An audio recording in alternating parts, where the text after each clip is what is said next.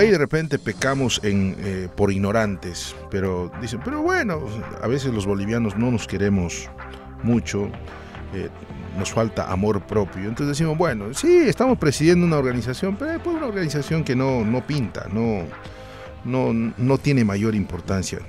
Henry, ¿cuán importante es el G77? Muy importante porque son 133 estados que integran las Naciones Unidas. Si se logra, y esa es la expectativa, alcanzar algunos mínimos acuerdos en temas muy sustanciales para la humanidad, entonces en el seno de las Naciones Unidas esos acuerdos van a constituirse prácticamente en decisiones ya asumidas por la mayoría. 133 que podrán votar en las Naciones Unidas en determinada dirección para resoluciones que se adopten en las Naciones Unidas contra la pobreza, la lucha contra la pobreza o la erradicación de la pobreza, para mejorar las condiciones climáticas, para presionar a aquellos países que todavía, por ejemplo, no han suscrito el protocolo de Kioto, que es uno de los principales acuerdos que se lograron hace algunos años atrás para disminuir el nivel de contaminación ambiental, que lo que está provocando, uno de ellos es Estados Unidos, que ha provocado un incremento de la temperatura de la Tierra de algo más de 1 grado por año. Son las lo que provoca las consecuencias que estamos viviendo, lluvias excesivas, tempestades de nieve, sequías, etcétera, etcétera. Seguramente esto va a ser tema de punto a tratar, ¿no? Sí, ¿seguro? Es indudable, es prácticamente un hecho que el debate sobre el cambio climático va a ser uno de los ejes fundamentales de la cumbre del G77. Por eso es importante, porque se van a abordar temas que preocupan hoy a la humanidad y en alguna medida los acuerdos que se puedan concertar en el seno del grupo del G77 con estos 133 estados va a incidir ya en el proceso de las resoluciones que puedan adoptarse en las Naciones Unidas para en alguna medida contrapesar la influencia que ejercen los países más desarrollados, el G7 o G20, que es en todo caso este grupo de países con alto nivel de desarrollo y que varios de ellos aún todavía no han asumido el compromiso y la responsabilidad de acompañar a los demás países para ir disminuyendo de forma progresiva el nivel de contaminación ambiental, por un lado, y por otro lado también comprometer a estos países a ser mucho más efectivos, mucho más comprometidos para permitir que la pobreza en el mundo se vaya erradicando. Porque también los países en desarrollo todavía tienen, de cierta forma, materia prima, ¿no?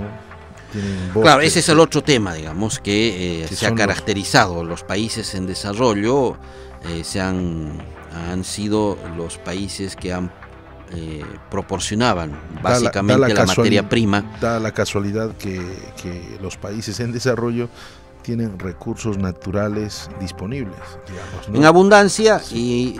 Y estos eran transferidos a los países con mayor nivel de desarrollo industrial, y estos industrializaban esas materias primas y luego los productos de ese proceso de industrialización eran vendidos al mercado internacional, y por supuesto los países en desarrollo eran los principales demandantes de esos productos, pero claro, la relación de intercambio comercial era muy deficitaria para los países en desarrollo, porque compraban o compramos en definitiva productos industrializados, pero a un costo mucho mayor que lo que significa la exportación de materias primas. Entonces, el propósito es también establecer cierta relación de equilibrio en la transferencia de tecnología, por ejemplo, de los países más desarrollados a los países en desarrollo, para que estos puedan, los países en desarrollo, también alcanzar niveles de industrialización. Pero ahora el desafío es aún mucho mayor que lo que era hace algunos años atrás. Estamos hablando en las primeras etapas de su fundación del G77. En sus primeras etapas simplemente se hablaba de transferencia de tecnología, porque todavía no estaba presente el debate de que a veces la transferencia de tecnología, la implementación de ciertas formas de industrialización generan niveles de contaminación. Ahora se requiere alcanzar niveles de industrialización, pero también tener el cuidado que esta industrialización no genere mayor nivel de contaminación, porque es indispensable establecer un nivel de equilibrio en la relación entre industrialización y la preservación del medio ambiente. Pues claro, ya se hace un poco más complejo el debate, ¿no? Claro.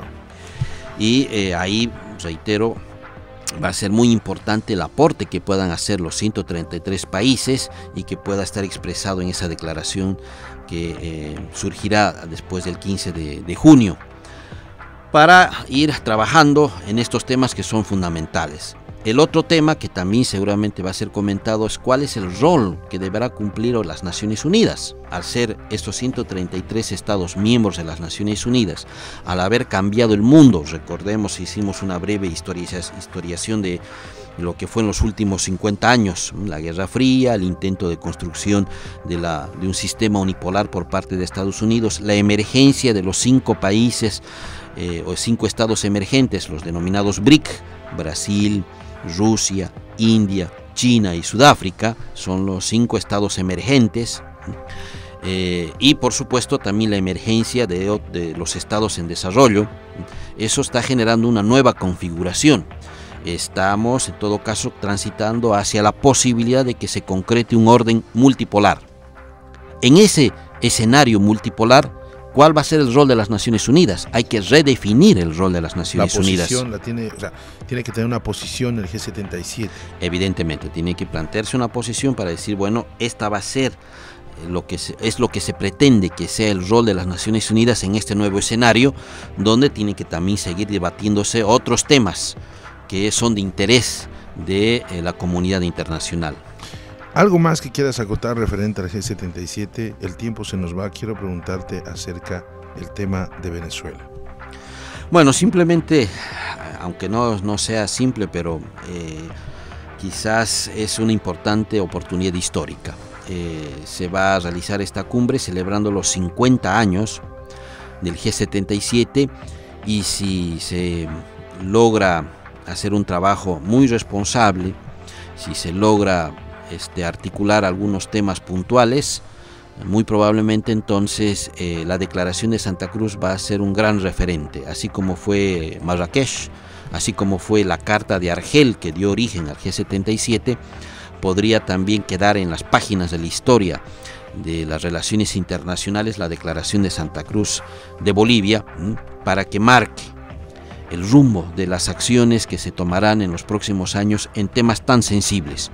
Y allí estamos convocados a ser protagonistas, a poner nuestro mejor esfuerzo y brindarles, por supuesto, a las 133 delegaciones lo que siempre ha sido la característica en Santa Cruz, brindarles hospitalidad, que se sientan como en casa y que se lleven la mejor imagen de Bolivia, todos quienes nos visiten en próximo junio. ¿Usted va a apoyar de cerca?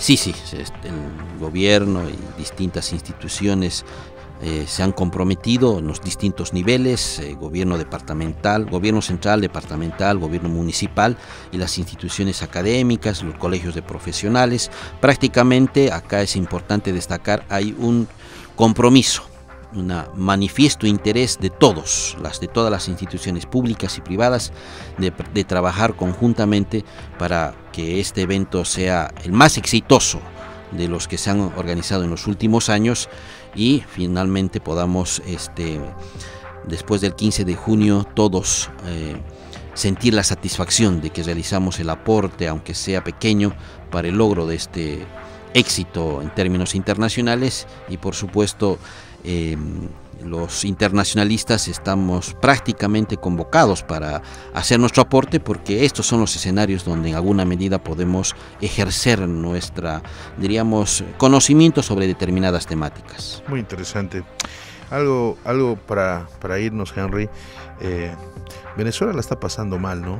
El señor Maduro está teniendo muchos problemas en la conducción de este gran vehículo que es Venezuela, ¿no?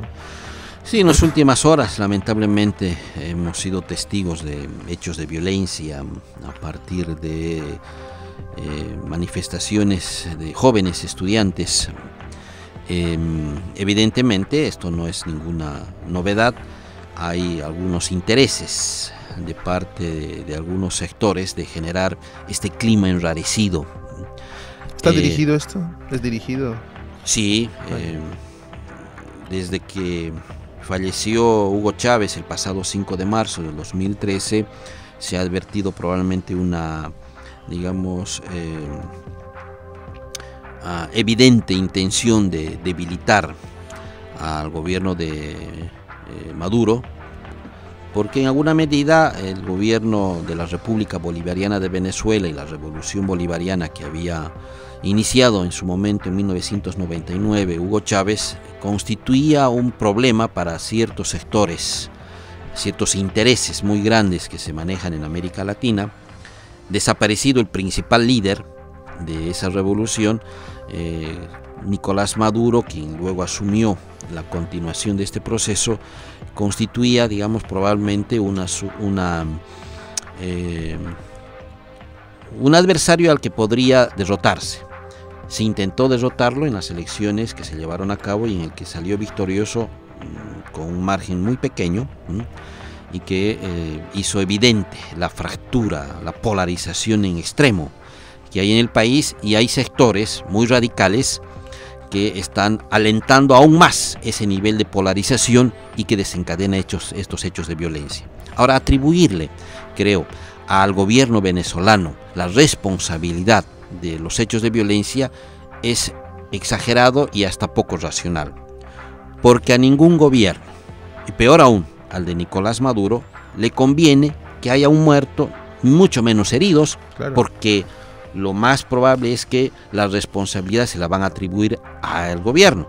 Por tanto, entonces, es improbable que el gobierno haya auspiciado o planificado estos hechos de violencia.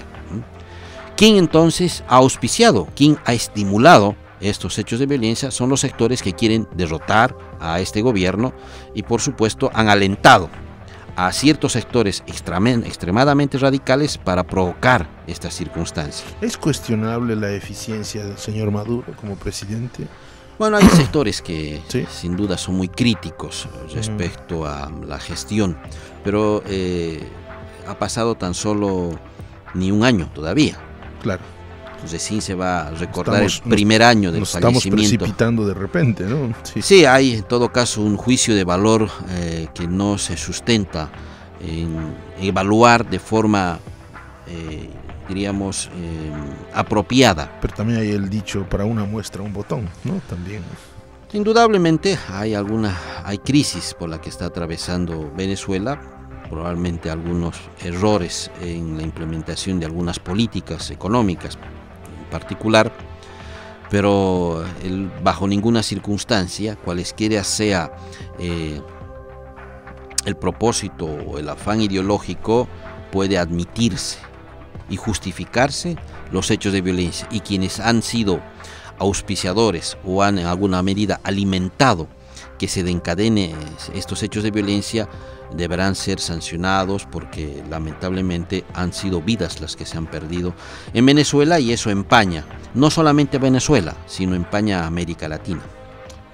Henry, te quiero agradecer una vez más, muchas gracias por regalarnos este tiempo, por compartir tu conocimiento. Un poco nos has ilustrado acerca de lo que es el G77, cómo más o menos fue sus inicios, porque esa parte de la historia nosotros la desconocemos, ¿no? Nosotros creemos que se ha organizado, se armó, pero resulta que viene todo con historia, ¿no? Entonces, muy interesante. Muchas gracias, Henry, de verdad. Bueno, Carlos, siempre un gusto estar acá en el entrevistado, y en esta ocasión, como decíamos al inicio, disfrutar de la magia de la radio. Un gusto. Gracias, Henry. Hoy estuvo con nosotros el experto en relaciones internacionales Henry Valdelomar. Yo soy Carlos Flores, su anfitrión. Será con otro entrevistado en el siguiente programa. Hasta la próxima. Vamos.